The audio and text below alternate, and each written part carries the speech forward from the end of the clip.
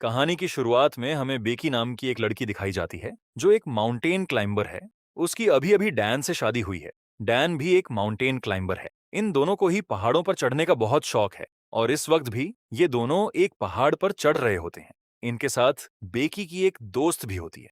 अब जैसे ही डैन ऊपर चढ़ रहा होता है तभी उसे एक घोंसला दिखाई देता है। डैन जब उसके अंदर हाथ डालता है तो अचानक उसके अंदर मौजूद एक पक्षी उड़ जाता है, जिसकी वजह से डैन का बैलेंस बिगड़ जाता है और वह ऊपर से नीचे गिर जाता है। हालांकि वह एक रस्सी से बंधा हुआ होता है, इसीलिए वह हवा में ही लटक जाता है। अब न तो डैन ऊपर आ सकता है और न ही नीचे जा सकता है। बेकी और उसकी दोस्त उसे बचाने की पूरी कोशिश करते हैं, लेकिन वे उसकी मदद नहीं कर पाते। तभी अचानक डैन की रस्सी का क्लिप निकल जाता है और वह इतनी ऊंचाई से नीचे गिर जाता है कि उसकी मौत हो जाती है। इस हादसे के 51 हफ्तों बाद हमें बेकी दिखाई जाती है, जो पूरी तरह से शराब में डूब चुकी है। वह अपने पति डैन को अब भी याद करती है, क्योंकि वह उससे बहुत प्यार करती थी। उसने अभी तक डैन की अस्थियों का विसर्जन भी नहीं किया है और उसकी अस्थियां अब भी उसके पास हैं। बेकी की जिंदगी में अब उदासी के अलावा कुछ भी नहीं बचा है। तभी बेकी के पास उसकी वही दोस्त एक बार फिर आती है, जो उस वक्त उसके साथ थी जब डैन पहाड़ से नीचे गिरा था। उसकी दोस्त का नाम हंटर है। हंटर को देखकर बेकी काफी खुश होती है, लेकिन जब हंटर को पता चलता है कि बेकी ने अपनी जान लेने की भी कोशिश की थी, तो वह उससे कहती है कि हमें दोबारा क्लाइंबिंग करनी चाहिए। इसके बाद हंटर अपने मोबाइल पर उसे एक टावर की तस्वीर दिखाती है। यह एक टीवी टावर है, जो एक ऐसी वीरान जगह पर बना हुआ है जहां इंसानों का आना जाना बहुत कम है। इस टावर की ऊंचाई करीब 2000 फीट है। हालांकि बेकी इस जगह नहीं जाना चाहती, लेकिन जब हंटर उससे कहती है कि टावर के ऊपर पहुंचने के बाद तुम डैन की अस्थियों को वहां से हवा में बिखेर देना, इससे शायद उसकी आत्मा को शांति मिलेगी। यह सुनकर बेकी वहां जाने के लिए मान जाती है। इसके बाद दोनों उस वीरान इलाके में पहुंच जाती हैं। यहाँ वे वीडियो बना रही होती हैं और फोटो खींच रही होती हैं। हंटर उन वीडियो और तस्वीरों को अपने इंस्टाग्राम पर भी अपलोड कर रही होती है। अब आखिरकार टावर उनके सामने दिखाई देता है, जो आसमान की ऊंचाइयों में गायब होता हुआ नजर आ रहा है। इसकी ऊंचाई इतनी ज्यादा है कि इससे पहले दोनों ने कभी इतनी ऊंचाई पर चढ़ने की कोशिश नहीं की थी। दोनों को डर तो लग रहा होता है, लेकिन फिर भी वे धीरे धीरे टावर पर चढ़ना शुरू कर देती हैं। बेकी का डर ज्यादा होता है, क्योंकि उसे पता है कि जिस लोहे से यह टावर बना है वह काफी पुराना है। हंटर की आवाज लगातार बेकी तक आ रही होती है और धीरे धीरे बेकी भी उसके पीछे ऊपर चढ़ती जा रही होती है। जब दोनों टावर के लगभग आधे हिस्से तक पहुंच जाती हैं, तो उन्हें एहसास होता है कि यहाँ हवा बहुत तेज चल रही है। यह टावर करीब 2000 फीट ऊंचा है, यानी इतनी ऊंचाई कि नीचे देखने पर सब कुछ बहुत छोटा नजर आने लगता है। दोनों लगातार ऊपर चढ़ती रहती हैं और जब बेकी नीचे देखती है तो उसे डर लगने लगता है, क्योंकि उसने पिछले 1 साल से क्लाइंबिंग नहीं की थी। लगातार ऊपर चढ़ते हुए दोनों अब टावर के टॉप तक पहुंचने वाली होती हैं। तभी बेकी जैसे ही एक सीढ़ी पर पैर रखती है, वहां से एक स्क्रू निकलकर नीचे गिर जाता है। हालांकि उस वक्त दोनों को इसका पता नहीं चलता। आखिरकार दोनों करीब 2000 फीट की ऊंचाई पर टावर के बिल्कुल ऊपर पहुंच जाती है। यहाँ से उन्हें पूरी दुनिया बिल्कुल अलग नजर आ रही होती है। इतनी ऊंचाई तक चढ़ने के बाद अपना टारगेट पूरा करके अब बेकी को भी काफी अच्छा महसूस हो रहा होता है। दोनों यहाँ खूब एंजॉय करती हैं और बहुत सारी तस्वीरें क्लिक करती हैं। साथ ही हंटर अपने साथ लाया हुआ ड्रोन कैमरा भी निकालती है और उसके जरिए वीडियो बनाने लगती है, ताकि वह उसे इंस्टाग्राम पर अपलोड कर सके। दोनों काफी खुश होती हैं। हंटर तो इतनी एक्साइटेड हो जाती है कि टावर से बाहर की तरफ लटक जाती है और बेकी से उसकी फोटो खींचने के लिए कहती है। बेकी भी उसके कहने पर उसकी तस्वीरें खींचने लगती हैं। इसके बाद बेकी डैन की अस्थियों को हवा में बिखेर देती है। ऐसा करके उसे आखिरकार थोड़ी तसल्ली मिलती है। दोनों इस पल को लेकर काफी इमोशनल हो जाती हैं। बेकी के लिए ऐसा लगता है जैसे डैन को अलविदा कहने के बाद उसकी जिंदगी की एक बार फिर से शुरुआत हो गई हो। अब दोनों अपना सामान पैक करके नीचे उतरने की तैयारी करती हैं। सबसे पहले बेकी नीचे उतरना शुरू करती है, लेकिन तभी वही स्क्रू जो पहले निकलकर नीचे गिर गया था, अपनी जगह से निकलने की वजह से टावर की एक सीढ़ी टूट जाती है। बेकी अचानक हवा में लटक जाती है। हालांकि रस्सी से बंधी होने की वजह से वह नीचे नहीं गिरती। इसके बाद हंटर उसे वापस ऊपर खींच लेती है, लेकिन तभी उन्हें पता चलता है कि बेकी का बैग नीचे एक प्लेटफॉर्म पर अटक गया है। उस बैग में उनका खाना और पानी भी रखा हुआ था, लेकिन अब वहां तक पहुंचना लगभग नामुमकिन था। दोनों अपने मोबाइल फोन भी चेक करती हैं, लेकिन इतनी ऊंचाई पर उन्हें कोई नेटवर्क नहीं मिल रहा होता। यानी अब दोनों करीब 2000 फीट की ऊंचाई पर फंस चुकी थीं। दूर दूर तक कोई इंसान नजर नहीं आ रहा था, और अगर कोई नीचे मौजूद भी होता तो इतनी ऊंचाई से उनकी आवाज सुन पाना लगभग नामुमकिन था। तभी उन्हें टावर के ऊपर एक छोटा सा बॉक्स दिखाई देता है। उसके अंदर एक फ्लेयर गन और एक दूरबीन रखी होती है। लेकिन दिन के समय फ्लेयर गन का इस्तेमाल करने का भी कोई खास फायदा नहीं था, क्योंकि इतनी रोशनी में नीचे से कोई उस फ्लेयर को देख ही नहीं पाता। अब दोनों दूरबीन से नीचे देखने लगती हैं। तभी दूरबीन से देखते हुए इन्हें सामने एक गाड़ी दिखाई देती है। लेकिन इतनी ऊंचाई पर होने की वजह से नीचे मौजूद लोग न तो इन्हें देख सकते थे और न ही इनकी आवाज सुन सकते थे। हंटर एक बार फिर अपना मोबाइल चेक करती है। उसने जो पोस्ट टावर के बीच से की थी वह इंस्टा पर पोस्ट हो चुकी होती है, और उस पर काफी सारे लाइक्स और कमेंट्स भी आ चुके होते हैं। इसका मतलब साफ था कि टावर के ऊपर नेटवर्क मौजूद था। अब हंटर अपने मोबाइल में मदद के लिए एक मैसेज रिकॉर्ड करती है और उसे इंस्टाग्राम पर पोस्ट कर देती है। इसके बाद वह अपने मोबाइल को रस्सी से बांधकर टावर से नीचे लटका देती है, ताकि उसे बेहतर नेटवर्क मिल सके और उसका मैसेज ज्यादा लोगों तक पहुंच सके।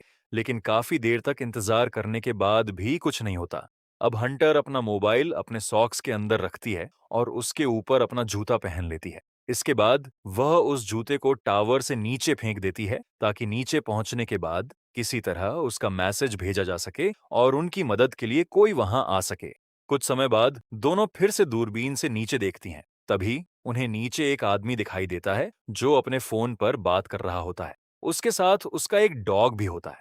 वह आदमी इतनी ऊंचाई पर मौजूद दोनों लड़कियों को न तो देख सकता था और न ही इतनी ऊंचाई से उनकी आवाज सुन सकता था। वह अपने फोन में इतना मग्न होता है कि उसे उनकी मौजूदगी का जरा भी एहसास नहीं होता। अपनी मौजूदगी का एहसास कराने के लिए बेकी और हंटर ऊपर से एक और जूता नीचे फेंकती है। इस बार वह आदमी जूते को देख लेता है, लेकिन उसे लगता है कि शायद वह जूता पहले से ही वहां पड़ा हुआ था। इसलिए वह अपने डॉग के साथ वहां से चला जाता है।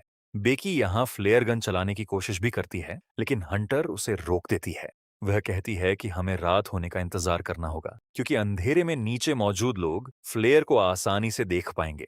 अब धीरे धीरे वहां अंधेरा होने लगता है। जैसे ही रात होती है दोनों फ्लायर गन चलाती हैं। इसके अलावा वे अपने मोबाइल की टॉर्च भी ऑन करके उसे हाथ में हिलाने लगती हैं। तभी नीचे मौजूद एक आरवी दिखाई देती है, जिसमें कुछ लोग कैंपिंग कर रहे होते हैं।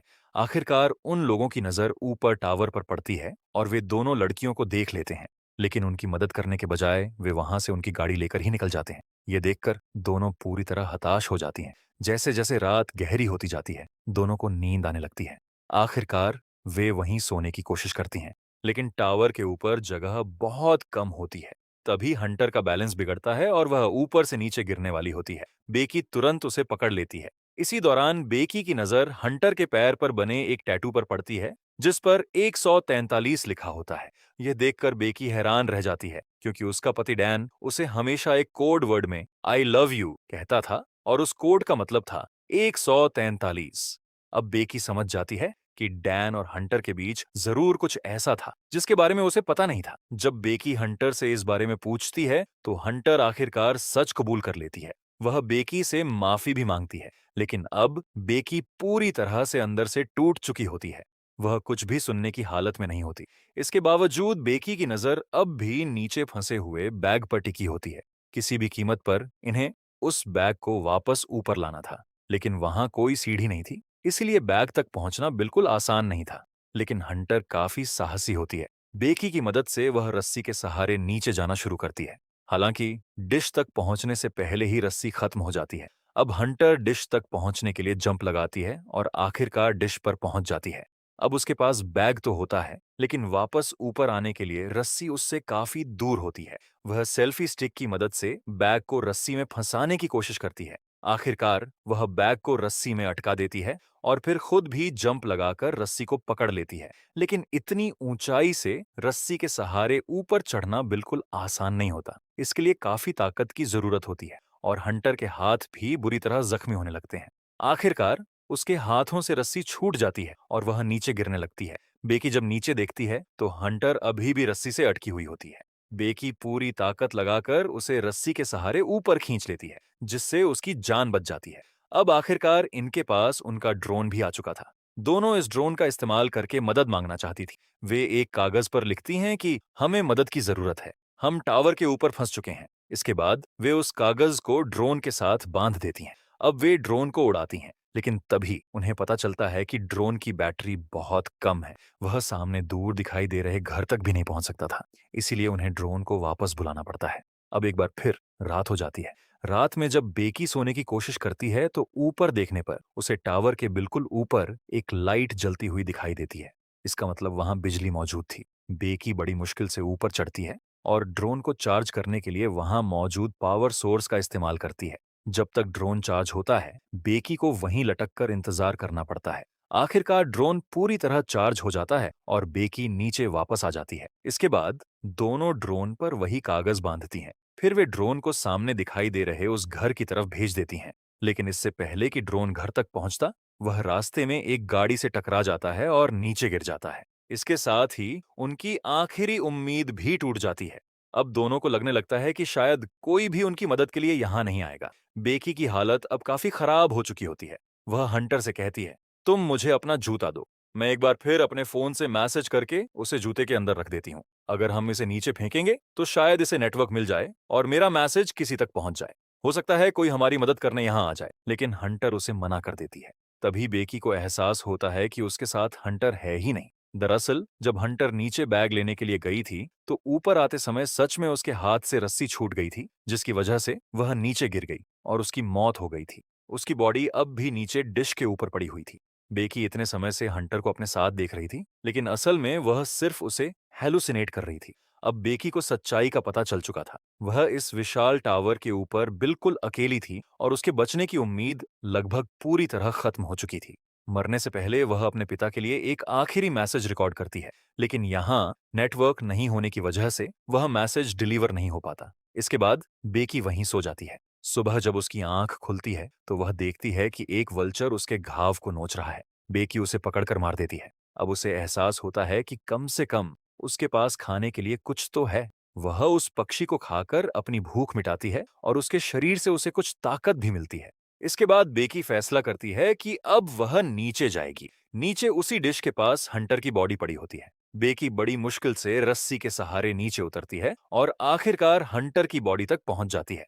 इसके बाद वह हंटर के जूते के अंदर अपना मोबाइल फोन रखती है और उसे हंटर की बॉडी के साथ बांध देती है। बेकी हंटर से माफी मांगती है और फिर उसकी बॉडी को जूते के साथ नीचे फेंक देती है। अब एक बार फिर रात हो जाती है। उधर बेकी के पिता वहां पहुंच जाते हैं। वह देखते हैं कि टावर के आसपास काफी भीड़ जमा है और पुलिस हंटर की बॉडी को वहां से ले जा रही है। यह देखकर बेकी के पिता पूरी तरह टूट जाते हैं, क्योंकि वह अपनी बेटी से बहुत प्यार करते हैं और उन्हें लगता है कि बेकी भी मर चुकी है।